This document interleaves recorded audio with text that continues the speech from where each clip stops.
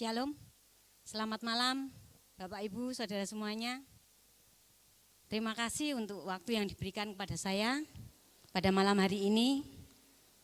Saya sungguh mengucap syukur dan terima kasih kepada Bapak Yahweh karena saya boleh berdiri di tempat ini. Ini semua adalah karena kasih karunia dari Bapak Yahweh yang begitu luar biasa di dalam kehidupan saya.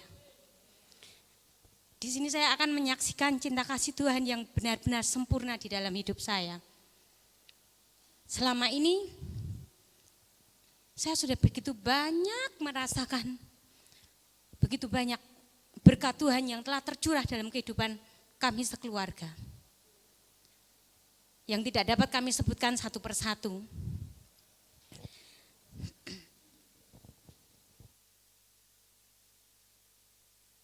Salah satunya saat ini adalah untuk berkat Tuhan yang begitu sempurna juga di dalam kehidupan saya, sehingga membawa saya untuk menyaksikan dari apa yang saya praktekkan untuk melaksanakan firman yang telah diajarkan kepada Papi di tempat ini. Selama ini saya memang sudah sejak muda ya, Bapak Ibu Saudara semua, beribadah. Jadi istilahnya saya sejak kecil, istilah coro Jawanya ya, masih umbelen. Saya itu ikut Papi, didikan Papi sejak dari gereja lama. Jadi semua itu saya pakai, saya selalu mempraktekkan apa yang diajarkan oleh Papi, saya selalu laksanakan. Dan semua itu benar saudara, yang saya lakukan Tuhan selalu seperti dalam firman-Nya, apa yang kamu doakan, kamu minta di dalam namaku, percaya bahwa kamu telah mendapatkannya. Di situ iman saya selalu bahwa saya telah mendapatkan apa yang saya minta di dalam nama Tuhan. Waktu itu selalu Tuhan jawab, Tuhan genapi. Kemudian beriringnya waktu kita pindah ke tempat ini, tapi saya tetap pegang meskipun ada pengajaran yang menolak pengajaran Bapak Yahweh sejak penyampaian nama Bapak Yahweh, karena saya juga dulu tergabung dalam pelayanan di tempat ini. Tetapi saya terus bekerja, jadi dengan keadaan saya mulai tidak pelayanan, saya dengan kesibukan saya setia ibadah saja begitu. Di situ saya melihat waktu ada jemaat kita habis waktu itu pengajaran mengenai nama Bapak Yahweh dan kemudian mengenai Yeshua HaMasyiah, itu yang luar biasa. Itu membuat saya agak goncang juga. Dari situ saya berdoa. Itu sebenarnya seperti sederhana ya. Perubahan nama antara ya waktu itu Yesus Kristus ya. Terus dirubah, diberitahu bahwa nama Yesus Kristus orang Israel yang dikenal oleh bangsa Israel adalah Yeshua HaMasyiah. Tetapi ternyata ada banyak jemaat di tempat ini yang menolak nama itu dan meninggalkan. Bahkan mohon maaf mungkin meninggalkan pelayanan juga. Saya juga mulai berdoa. Tetapi prinsip saya satu dari dulu.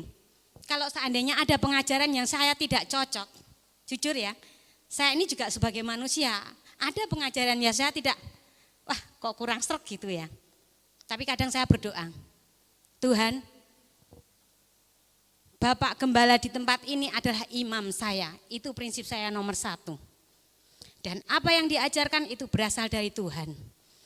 Saya yakin Roh Kudus sendiri yang memeteraikan dalam hati saya. Dan kejadian saat itu yang terjadi ketika jemaat kita habis hampir separuh mungkin lebih ya. Setiap saya ibadah saya lihat suasana di tempat ini, aduh kok sepi. Itu juga ada rasa kecewa juga. Wah kok sekarang jadi habis jemaatnya waktu itu. Tapi Roh Kudus tolong, kalau semua dari Roh Kudus akan berjalan baik adanya. Saya seperti itu prinsip dalam hidup saya. Kemudian saya dan keluarga tetap setia, kita mengikuti ajaran di tempat ini. Nah, untuk ajaran yang sampai saat ini diterapkan adalah mengenai hukum Loa. Bapak Ibu Saudara, ya jujur saya malu sebenarnya. Pertama-tama saya dulu begini, hukum Loa kok koyo mantra ya? Saya pikir, kok jur koyo mantra ya?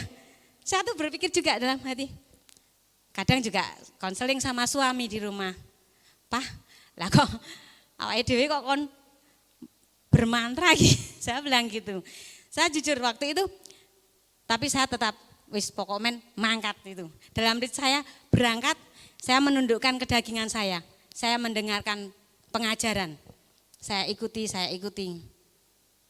Tetapi karena selama ini prinsip saya adalah iman satu. Apa yang saya minta dalam nama Tuhan Yesus HaMasyiah, Tuhan telah mengabulkannya. Itu.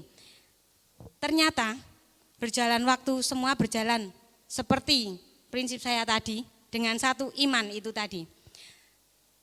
Di sini saya diperhadapkan dengan satu permasalahan di waktu akhir-akhir ini. Anak sulung saya yang bernama Keisha itu duduk di bangku kelas 9 atau kelas 3 SMP. Nah, di sini dengan kebijakan pemerintah yang ada saat ini, itu membuat saya juga agak khawatir dengan adanya zona. Wah, kalau tidak dekat dengan sekolah, kita bakal terpental. Padahal anak saya ini inginnya sekolah nanti kalau sudah lulus, saya mau ke SMA 1 mah. Terus saya bilang gini, wah sekarang semua sekolah bagus kok. Enggak usah pilih-pilih, saya bilang itu. Takutnya kan kecewa. Saya pernah mengalami lulus sekolah tidak diterima di sekolah yang saya inginkan, kecewa, itu saya pernah mengalami. Jadi saya jangan sampai anak saya seperti itu. Saya memberitahu, menasihati, tapi dia bilang gini, tapi saya akan berusaha. Jadi sejak dia masuk SMP kelas 1 itu, dia sudah berusaha, saya melihat perjuangannya, tapi saya ini yang saya tanamkan kepada anak-anak saya, itu adalah nomor 1 adalah mengandalkan Tuhan. Kamu mau belajar setengah mati, mau melek semalaman, kalau Tuhan tidak izinkan dan kamu tidak takut akan Tuhan, Tuhan cabut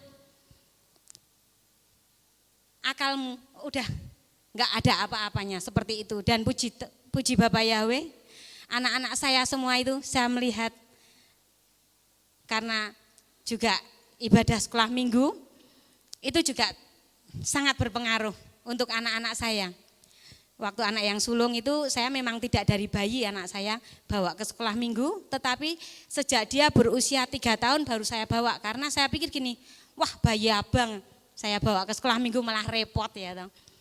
Tapi karena kakaknya ini sudah mulai 3 tahun sekolah minggu, kemudian dia usia 5 tahun punya adik, otomatis saya harus menunggui kakaknya sekolah minggu dan adiknya itu bayi, masih bayi, harus saya bawa ikut sekolah minggu. Tetapi itu luar biasa. Benar apa kata firman Tuhan bahwa iman timbul akan pendengaran dan pendengaran akan firman Yahweh. Itu sangat luar biasa. Jadi anak-anak saya yang kedua dan ketiga ini otomatis sejak dari bayi lahir itu setelah saya serahkan, itu selalu saya bawa untuk sekolah minggu sekalian menemani kakaknya.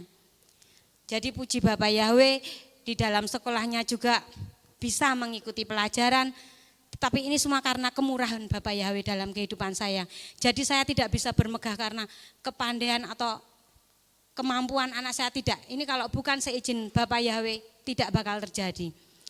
Nah, untuk yang terakhir ini saya fokuskan ke pengajaran yang Bapak Gembala sampaikan adalah hukum Loa tadi, yang saya sebenarnya pada awalnya saya setengah hati, saya masih agak ragu-ragu. Saya setiap siang sudah capek ngurus anak, jadi TU alias tukang ojek anak-anak sekolah itu saya, jadi badan saya capek luar biasa. Kalau saya suruh melek malam itu, paling saya rekap pekerjaan saya. Saya merekap pekerjaan saya, sudah itu tidur, nanti pagi jam 3 saya sudah harus bangun. Karena saya harus menyiapkan anak-anak itu setiap hari semua bekal makan nasi. Jadi anak-anak saya ini sarapan pagi dan sekolahnya juga bawa nasi. Jadi saya pagi harus masak. Sebelum mereka bangun saya sudah masak. Jadi masak selesai matang, anak-anak baru saya bangunkan untuk mandi, istilahnya untuk siap-siap bersekolah. Nah, lalu berjalan dengan waktu ini, karena dengan kebijakan pemerintah mengenai zona sekolah ini, jujur kalau untuk zona tempat tinggal saya dengan sekolah yang diinginkan anak saya ini tidak masuk, Bapak Ibu Saudara. Karena jaraknya adalah 2 kilo, sedangkan jarak di dekat sekolah yang istilahnya favorit di Kota Magelang kalau untuk anak SMA waktu itu. Kalau untuk sekarang saya kurang tahu, karena dengan zona ini atau ada kualitas menurun atau tidak, saya tidak tahu. Kemudian saya berdoa, sudah kamu berdoa, percaya kita lewat jalur prestasi saja. Saya bilang seperti itu, jadi dia juga mempersiapkan diri, kamu harus rajin belajar. Saya bilang itu sama anak saya. Kamu tekun, nomor 1 berdoa, dan semua itu seizin Tuhan. Kamu berkehendak mau ke situ, tapi Tuhan tidak mengizinkan kamu ke sekolah itu, tidak bakal terjadi. Saya seperti itu bilang kepada anak saya. Tetapi tidak tahu, karena dia juga kadang juga berdoa sendiri apa permohonannya kepada Tuhan. Dan saya kadang suka lihat-lihat itu di meja belajarnya tuh, dia suka tulis-tulis kata-kata yang support gitu. Saya harus masuk ini atau saya harus punya peringkat gitu dalam sekolahnya. Tapi saya diam aja. Saya lihat dia juga ya kalau berdoa, dan juga di sekolahnya juga yang untuk agama Kristen juga itu ada pembiasaan itu juga bagus. Gurunya juga kadang seperti itu bicara untuk anak-anak itu bagus untuk pembiasaan firman Tuhan gitu. Nah, di sini ternyata Tuhan mengizinkan lain. Kenyataannya berkata lain. Anak saya mempersiapkan untuk UN. Karena kita mengejar prestasinya dari prestasi nilai.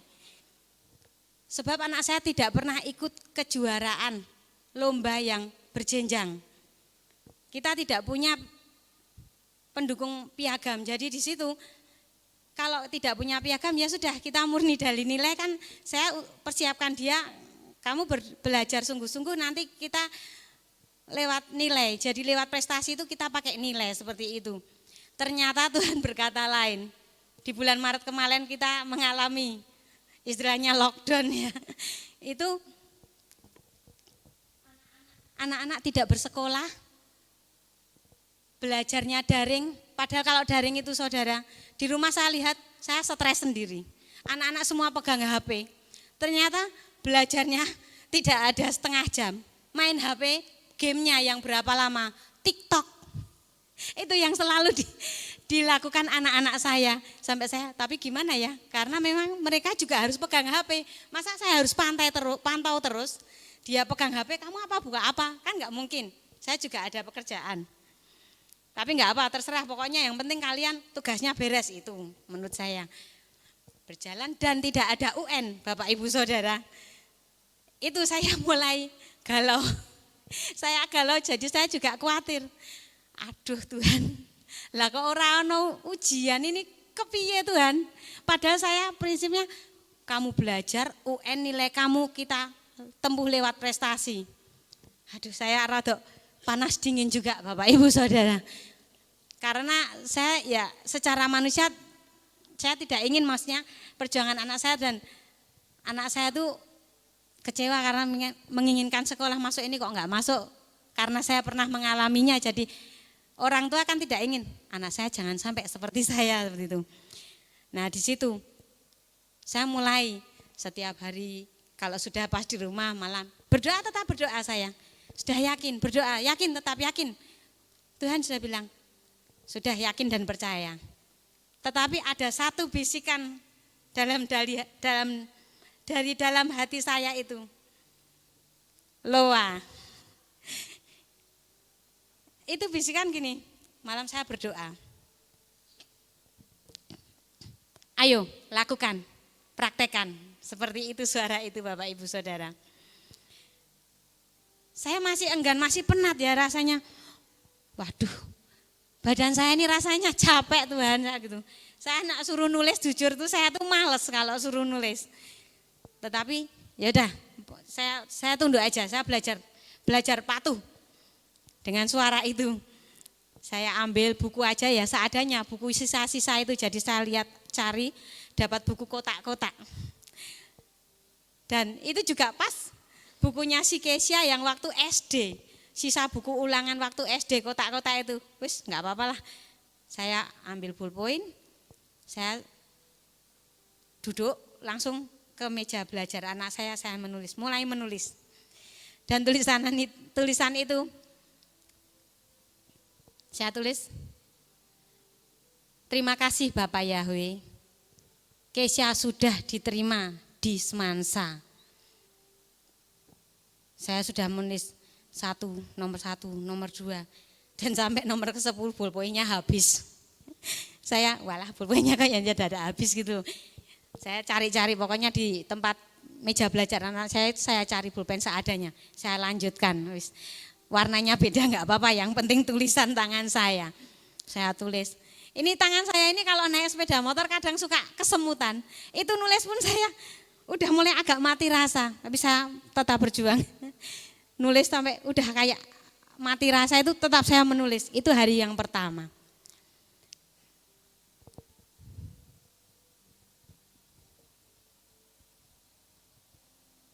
Hari yang pertama itu saya menulis pada tanggal 9 bulan Juni, Bapak Ibu. Saya bangun pada jam 2.26 itu. Saya tulis di sini. Saya tulis dari nomor 1 sampai nomor 55. Itu hari pertama. Dan selesai 30 menit saya menulis 55 nomor itu dengan kata-kata, terima kasih Bapak Yahweh, Kesia sudah diterima di Semansa. Saya tulis selesai, sudah. Amin, Bapak Yahweh, saya yakin dan percaya.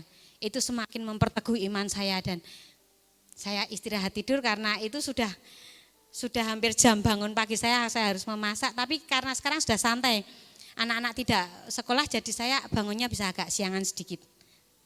Kemudian hari yang kedua saya bangun lagi, kalau saya mau tidur itu saya sudah bilang, Tuhan tolong bangunkan saya tuh. Misalnya saya minta Tuhan bangunkan saya jam 2. Nanti biasanya Tuhan bangunkan saya itu 1:30, Bapak Ibu. Tetapi ini yang hari kedua itu Tuhan betul-betul bangunkan saya jam 1:30. Nah tetapi saya mulai menulisnya pada jam 1:47 menit. Jadi 17 menit itu saya istilahnya ngeluk boyok gitu ya saudara.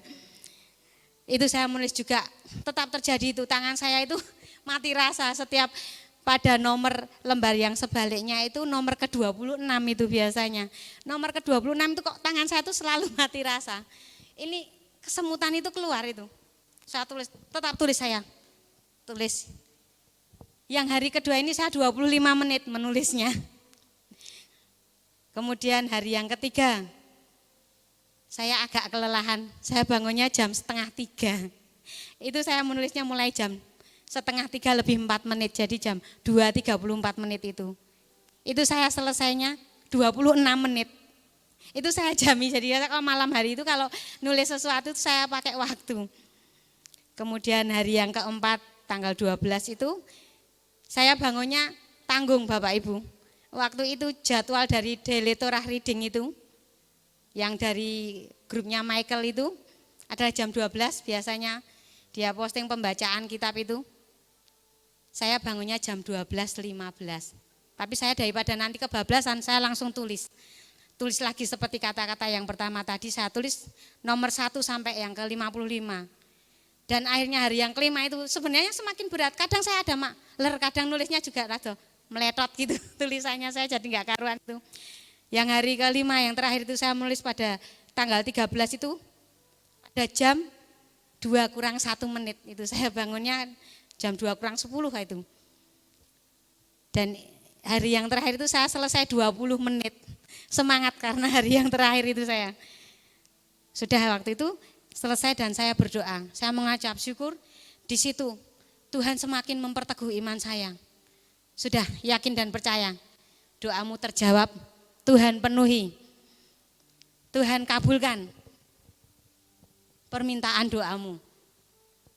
Terus saya Karena itu masih bulan Juni ya Bapak Ibu. Saya sudah yakin saya jalani kehidupan seperti biasanya. Mulai ada itu pikiran liar. Kalau kita melakukan hukum Loa, pengajaran Papi, kita kadang terbawa oleh pikiran liar kita tergoda, terganggu oleh pikiran liar itu selalu datang. Lah, dari asal sekolah anakmu itu banyak yang mengikuti kejuaraan. Dari SMP 1, anak saya sekolah di SMP Negeri 1 Magelang, itu anak-anaknya, teman-temannya itu banyak yang ikut perlombaan dan mereka banyak yang dapat piagam. Saya mulai, wah bisa enggak ini ya Tuhan, karena pakainya terus nilai rapot itu. Di hasil akhirnya itu rata nilai rapot yang dipakai. Lalu itu selalu datang juga, tapi saya tolak di dalam nama Adonai Yesus Hamasyah. Pikiran itu termasuk buat saya, menurut saya itu adalah pikiran liar. Tiba saatnya kita sudah menerima hasil rata rapot yang diambil adalah nilai dari semester 1 sampai semester 5. Di situ saya sempat juga dapat nilai anak saya itu juga ya terperangah, puji Tuhan. Saya gini, ini kalau zaman saya sekolah dulu, orang tua saya sudah kipas-kipas kalau lihat nilai anak seperti ini, soalnya mau masuk sekolah tinggal pilih. Tetapi karena sistem zona ini jadi orang tua juga ikut panas dingin, tidak bisa tidur karena bingung juga. Tetapi saya sudah yakin kalau lewat prestasi itu, saya sudah bilang sama anak saya. Cuman karena kemungkinan dia yang ragu saat mulai pendaftaran online-nya dibuka itu, dia yang ragu. Karena kalau lewat jalur prestasi itu, kita memilih hanya satu sekolah. Kalau kita sudah nggak diterima ya sudah, paling kita cari di sekolah luar negeri alias sekolah swasta. Lalu saya sudah bilang, sudah Kesya, Tuhan sudah bilang kalau mantap lewat jalur prestasi.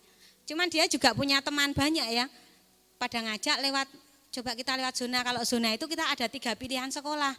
Dan bahkan kalau 3 pilihan sekolah ini kita tidak masuk, pemerintah menyediakan 3 lagi sekolah yang negeri. Entah itu tapi jaraknya bisa jauh begitu. Tetapi Kesya sendiri membuka websitenya ya, PPDB online itu. Dia mencoba lewat zona, ya sudah saya mulai mengalah. Ya terserahlah situ. Kesya mau masuk lewat apa? Terserah saya seperti itu. Dia mulai masuk ke zona, lewat zona. Tetapi tidak bisa masuk ternyata. Servernya error. 2 hari itu dia masuk, sampai temannya dia, sahabat dia itu sudah masuk. Sudah ada daftarnya di online itu sudah masuk. Terus dia, aduh aku kok belum bisa.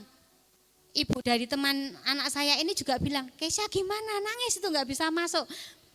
Sampai teman saya gini, Kes kamu percaya gak? Kalau sama saya percaya, sini datamu tak masukkan aku, difotoin. Aku yang masukin nanti jam 12 malam tak cobain masuk lewat zona gitu. Teman anak saya itu kakaknya yang memasukkan karena dia bilang, Kesya bilang, kamu enak ada kakak, ada yang bantu. Jujur kalau saya gaptek, Bapak Ibu Saudara suruh buka gitu, saya serahkan ke dia sendiri. Terus temannya ini sudah mencoba, semalaman kakaknya katanya enggak tidur. Ya kakakku enggak tidur karena ini temannya seorang muslim, sahabat dia itu. Sampai terus kakakku tahajud gitu katanya. Terus dilanjutin tahajud karena dia jam 12 malam kok enggak bisa Kes gitu. Lalu pagi juga saya tetap bekerja. Pekerjaan saya adalah jualan online Bapak Ibu Saudara. Jadi saya COD, tetap anak saya tinggal di rumah, saya COD, saya kerja. Kirim barang gitu, pulang sampai rumah, tapi kok enggak ada kabar dari anak saya sampai rumah. Gimana sudah masuk Kesya? Kok bisa emah gitu. Sampai di pilihan sekolah mentok. Saya langsung bilang gini, daripada saya juga panas dingin pusing, sudah enggak usah lewat zona. Sekarang Kesya masuk sendiri lewat jalur prestasi, saya seperti itu bilang sama dia. Lalu dia langsung masuk lewat jalur prestasi. Puji Bapak Yahweh, langsung nyantel Bapak Ibu Saudara. Dia langsung keluar namanya di nomor 30 sekian, 30 berapa, 33 atau 36 saya lupa. Saya langsung haleluya puji Bapak Yahweh. Saya bilang gini, Mama juga sudah bilang apa? Sudah tak bilang lewat prestasi, enggak usah ikut-ikut teman, enggak usah ragu-ragu. Tuhan sudah bilang kok lewat itu percaya yakin gitu. Ya saya enggak terus memarahin, dia sudah diam toh, sudah merasa bersalah terus. Lalu sudah itu saya sudah ayam, sudah. Dia 2 hari juga saya tahu, saya kalau bangun malam itu berdoa, saya dengar dia di kamar sebelah itu enggak bisa tidur karena tidurnya itu gelisah. Saya tahu ini anak tidak bisa tidur dengan nyenyak karena belum nyantel yang waktu masuk lewat zona. Tapi saya bilang sama anak saya, ini bukan kebetulan. Servernya error tidak kebetulan, tapi Bapak Yahweh yang membuat server error supaya kamu tidak nyantel ke jalur zona. Soalnya kalau nanti sudah nyantel jalur zona, kamu geser jauh ke bawah sudah susah kita mau masuk ke jalur prestasi, repot juga ya. Nanti mungkin katanya kalau sudah mendekati hari terakhir itu katanya juga server sering error dan lemot. Waktu itu yang mengakses sekitar 400.000 lebih karena 1 Jawa Tengah. Lalu sudah mulai tenang, dia bisa tidur dengan tenang. Saya lihat setiap malam kalau dia tidur, oh sudah nyenyak, sudah tidurnya sudah tenang. Terima kasih Bapak Yahweh, saya selalu mengucap syukur itu. Dan saya mohon maaf Bapak Yahweh kalau saya sempat ragu dan mengikuti kemauan anak saya seperti itu. Dan akhirnya di prestasi itu pun ada sempat nama anak saya itu sampai hilang Bapak Ibu karena banyak yang istilahnya ngebom Bapak Ibu. Biasanya teman-teman itu bilang gini, wah kamu gasik-gasik nanti dibom loh. Di hari terakhir kita ada yang ngebom gitu. Saya yakin percaya sudahlah anak saya bisa, saya bilang gitu. Lalu dia sempat turun sampai ke 70, ke 90. Sampai hilang namanya enggak ada di jurnal itu udah enggak ada. Waktu saya habis COD, pulang anak saya hampir nangis. Mama nama saya sudah enggak ada. Saya bilang gini, saya menenangkan, saya buat tenang. Saya agak kaget juga, tapi udah tenang nanti itu masih belum benar itu servernya masih error mungkin saya bilang gitu.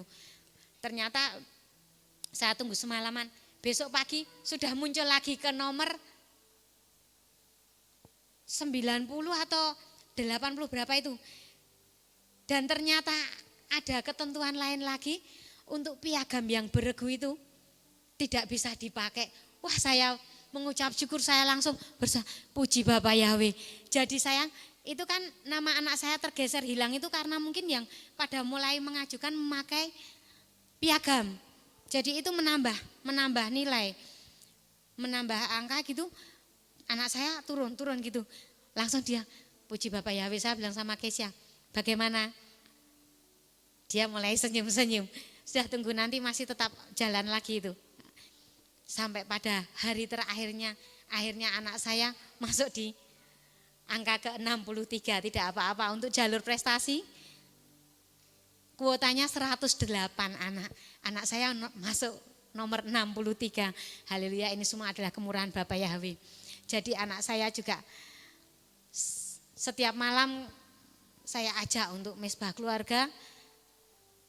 Saya dan ketiga anak saya, kita berdoa bersama mengucap syukur setiap saat. Jadi di sini saya ingin menekankan bahwa saya tidak malu, sebenarnya tadinya saya mau bilang kalau saya mengenai hukum Loa ini saya setengah hati. Ternyata Bapak Yahweh begitu dahsyat dan luar biasa.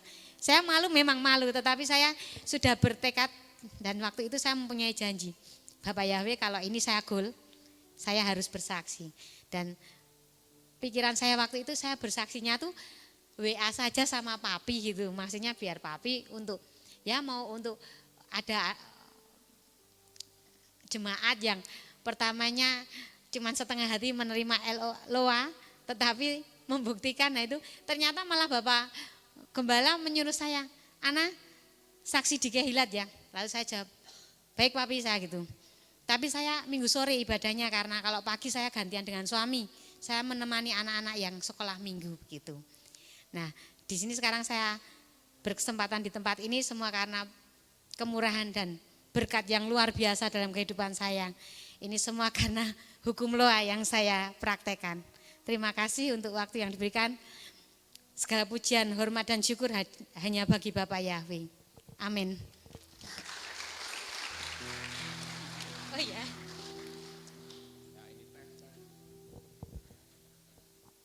Mike, ya. Jangan pergi dulu sini. Saya mau tanya, waktu kamu mempraktekkan hukum Loa, itu kamu dalam keadaan capek enggak kira-kira? Capek, Pi. Capek Karena ya? saya tuh kalau tidur memang gasik tidur, tapi nanti Ya. malam ngerekap kerjaan gitu loh. Ya, ini saya perlu luruskan ya, saudara-saudara. Karena apa yang dia lakukan itu sebetulnya salah, mempraktekkan hukum Loa. Kenapa? Karena apa, saudara? Tidur dulu, ya, nggak boleh tidur dulu. Kenapa? Karena kalau tidur dulu, otak kita itu ada di gelombang delta. Dan itu hukum logika kuat sekali. Tetapi kenapa dia bisa berhasil?